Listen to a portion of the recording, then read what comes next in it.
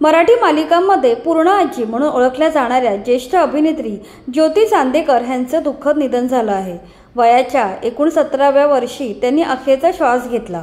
त्यांनी मराठी मालिका, नाटक, सिनेमा अशा तिन्ही माध्यमांमध्ये आपल्या अभिनयाचा ठसा उमटवला होता। गेल्या 2.5 वर्षापासून त्या स्टार प्रवाह वाहिनीवरील ठरलं तर मग या मालिकेत पूर्ण आजीची भूमिका साकारत होत्या। ज्योती चांदेकर यांनी सुरुवातीला काही नाटकात काम केलं होतं, नंतर उशिराने त्यांनी मराठी चित्रपटात काम करायला सुरुवात केली। ज्योती चांदेकर यांचे बिनधास्त, सुखांत, गुरु, लक्ष्मीची पावले हे चित्रपट गाजले होते। त्यांच्या पश्चात त्यांना 2 मुली आहेत। एक म्हणजे सुप्रसिद्ध अभिनेत्री तेजस्विनी पंडित आणि त्यांच्या दुसऱ्या मुलीचे नाव पौर्णिमा आहे।